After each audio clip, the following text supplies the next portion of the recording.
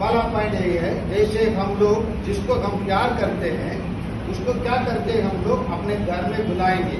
अक्सर बुलाने के वक्त हम यही कहते हैं, आप हमारे घर में आइए, मेरी मिसेस अच्छे से खाना बनाती है, नहीं तो मेरा बहन अच्छे से खाना बनाती है, नहीं तो मेरी सास अच्छे से खाना बनाती है ना। इसी प्रकार बुलाकर हम बुलाते हैं और हम उनको अच्छे से भी खाना खिलाते हैं।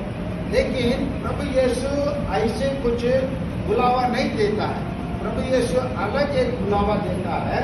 वो बोलता है, मेरे पास आओ, मैं खाने के लिए क्या दूंगा, अपने आप को दूंगा। यही है प्रभु यीशु को अन्य दुनिया के नेताओं से, तो राजनीतिक नेता होने दो, धार्मिक नेता होने दो, या क्रांतिकार होने दो, या समाज सुधारकर्ता होने दो, उन लोग से प्रभु यीशु अलग करता है। और दूसरा है, प्रभु यीशु क्या कहता है यहाँ पर, स्वर्ग से उतरे हुए वह जीवंत रोटी मैं हूँ, यदि कोई वह रोटी खाए तो वह सदा जीवित रहेगा। जो रोटी मैं दूंगा वह संसार के जीवन के लिए अर्पित मेरा पास है। देखिए ना, प्रभु यीशु अपने आप को किसी तरीका से देना चाहते हैं, इस तरीका से देना चाहते हैं। इसको संक्षेप में जो लोग बाइबल का वर्णन करते हैं वो कहते हैं, प्रभु यीशु दो कार्य करते हैं जब अपने आप को बलिदान के रूप में देते हैं। ये वेदी के रूप में जब प्रभु यीशु बलिदान के रूप में अपने आप को देने के टाइम पर प्रभु यीशु स्वयं देने वाला, उपहार देने वाला व्यक्ति भी वही है, उपहार भी वही है, गिफ्ट भी वही है, गिफ्ट देने वाला भी प्रभु यीशु है। एक बात है। और दूसरा है, वो पुरोहित भी है और बलिदान का मेमना भी है। ये चीज को आप हमको समझने के लिए विश्वास की जरूरत होता है और ज्ञान की जरूरत होता है। वो बलिदान भी है और बलिदान दिया वाला मेमना भी है। उसको मिटाने के लिए अपने पुत्रों को क्या किया, बलिदान के रूप में उन्होंने अर्पित किया। ये जो बलिदान, ये बलिदान कैसे है, छठवां पॉइंट यही है कि मिसा बलिदान में क्या प्रभु यीशु क्या करते, वास्तव में क्या करते हैं, मैं उधार दिया हूँ, उधार को मैं देने के लिए योग्य नहीं हूँ, इसलिए मैं मेरे को क्या करते हैं लोग, सजा देकर मेरे को फांसी देने वाले थे, लेकिन ये मेरे को फांसी से बचाने के लिए प्रभु यीशु अपने ऊपर मेरा बोझ को या मेरा उधार को, मैं जो उधार दिया उसी के लिए, मेरे पापों के कारण उसी के लिए अपने आप को प्रभु यीशु बलिदान के रूप में चढ़ाया। ये छठवां पॉइंट है। सातवां पॉइंट यही है, हम जो प्रभु यीशु को हम यहाँ ग्रहण करते हैं, हम लोग इसको, हिंदी एक बड़ी भाषा नहीं है, इसको हमको जानना चाहिए। 100 वर्ष का भाषा है हिंदी, इसीलिए वो बड़ा भाषा नहीं है। इसीलिए जैसे उदाहरण के लिए आने वाला दिन कभी हम कल बोलते और बीता हुआ दिन कभी हम कल बोलते, लेकिन ये इसलिए हम कौन सा शब्द का प्रयोग करते, परम प्रसाद शब्द का प्रयोग। ये प्रसाद नहीं है, ये प्रसाद नहीं है, ये वास्तव में प्रभु मसीह का जीवन है। समझ में आ रहा है ना, ये आहार है जो प्रसाद के रूप में जब मंदिर में या गुरुद्वार में जो हम ग्रहण करते हैं, उसी के साथ इसको तुलना नहीं कर सकते हैं। उसी से 100 गुना ये अधिक है। ये प्रसाद के रूप में आप लोग समझना भी नहीं है। प्रसाद शब्दों को हम प्रयोग भी नहीं करना, क्योंकि हिंदी में इसे प्रयोग किया गया अलग बात है ना। ये 7वां पॉइंट है। और 8वां है, ये हमारा जैसे वेटिकन काउंसिल आता है, उसी प्रकार काउंसिल ऑफ ट्रेंट अन्य काउंसिल में सभा में, महासभा में ये शिक्षा दिया गया है कि प्रभु यीशु is really and totally and fully present in the Eucharist। मतलब प्रभु यीशु पूर्ण रूप से, सत्य के रूप से और वास्तव में उसमें क्या है, उपस्थित है। और इसी को आप लोग यकीन करना है। यकीन करने के लिए इसमें ये 8वां पॉइंट यही है, ये पुरोहित जो बेनेडिक्टिन समाज के एक साधु थे, वो 8वां शताब्दी में क्या कर रहे थे। चौथी बात यही है, प्रभु यीशु के ये जब अपने आप को अर्पित करते हैं, वो कहते हैं कि मेरे स्मृति में इसको क्या करो।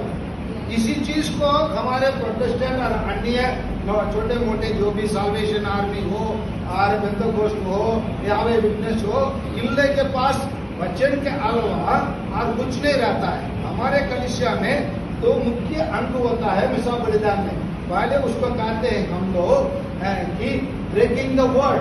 हमको शब्दों को हम जो अभी हो रहा है वो ब्रेकिंग द वर्ड हो गया, उसको हम लोग मनन चिंतन करने के लिए कहते हैं। और दूसरा है ब्रेकिंग द ब्रेड।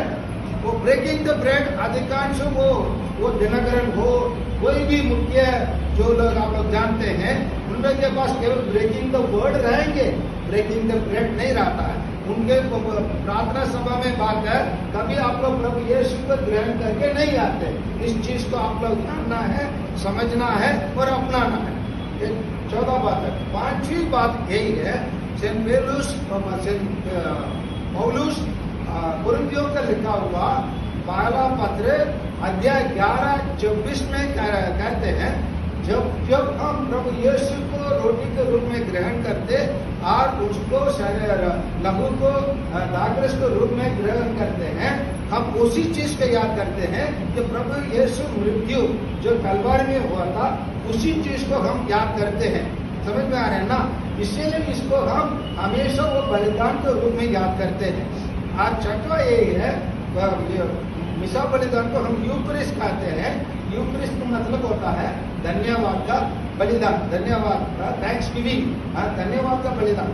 क्यों तो हम धन्यवाद का बलिदान के रूप में करते हैं क्योंकि हम पापी थे। हम पापी होने के बावजूद ईश्वर ने हमको चुना बलिदान कर रहे थे। वो मन में विचार आया, हे प्रभु मैं रोज आता हूँ, मिसा बलिदान करता हूँ, रोज दाखरस को उठाता हूँ, रोटी को उठाता हूँ, ये मेरा शरीर है, ये मेरा रक्त है, खाता हूँ, लेकिन वास्तव में आप इसमें है क्या? उन्होंने ऐसे मन में विचार किया। उसी वक्त उसी क्षण लासियानो नाम के एक जगह पर इटली देश में क्या हुआ, प्रभु यीशु वास्तव में मांस के रूप में, खून के रूप में, रक्त के रूप में बदला। उसी का आज भी वहां पर, उसी का आज भी वहां रखे हैं। उसका जांच करके देंगे, और वहां जांच करके जब देखे उन लोगों को पता चला वो प्रभु यीशु का जो ग्रुप रहता है AB पॉजिटिव, वो निकला है। वो वही एक 9वां पॉइंट है। 10वां पॉइंट अभी 2 हफ्ता के पहले ही हम लोग ये केरल में कोचिन नाम के एक स्थान पर सेंट सेबास्टियन चर्च में एक 9वीं क्लास में पढ़ने वाले एक बच्ची को जब ग्रहण किया प्रभु यीशु को, वो वास्तव में प्रभु यीशु के शरीर के रूप में बदला है। ये सब हमको साक्षी देता है प्रभु यीशु वास्तव में है। इसीलिए हम लोग इस टबरनाकल में हमको प्रभु यीशु को रखकर उसको दंडवत करते हैं, आराधना करते हैं। प्रभु यीशु उसमें वास्तव में है। प्रभु यीशु का presence of God is there with us. Catholic तुमके पास क्या है पूछेंगे, उनको बोलिए, उन लोग बोले हम लोगों के पास बाइबल है। हम लोग बोलिए घूमने की जरूरत है, हमारे पास प्रभु मसीह वास्तव में है। कहाँ है? क्योंकि हमारा टबरनाकल में है। कैसे है? क्योंकि प्रभु यीशु ने स्वयं कहा था, मैं तुम्हारे साथ रहूंगा। और उन्होंने अपने आप को क्या कहा, मानव के रूप में बन के आया और बोला, मैं जब उन्होंने जा रहा था, उन्होंने दुनिया के अंत तक मैं तुम्हारे साथ रहूंगा। कहाँ है? हमारा टबरनाकल में है, हमारे रोटी में है, हमारे दाखरस में है। इसीलिए हम धन्य हैं। कीजिए, इसका अक्सर ग्रहण कीजिए। इसीलिए कलीसिया हमको जितना भी एक दिन में मिसा बलिदान बांट लेंगे, उतने बार ग्रहण करने के लिए अनुमति दिया है। क्योंकि हम वास्तव में किसको ग्रहण करते हैं? प्रभु मसीह को ग्रहण करते हैं। इसीलिए आप लोग लेजेंड्स ऑफ मैरी इसका साक्षी बनिए और इसका भक्ति को फैलाइए। और इसीलिए अक्सर जब मिसा बलिदान का मौका मिलता है, अन्य काम वाला छोड़ के मिसा बलिदान में आप लोग भाग लीजिए। और ईश्वर की कृपा और आशीष अनुग्रह आप सबों पर बने रहेंगे। आमीन।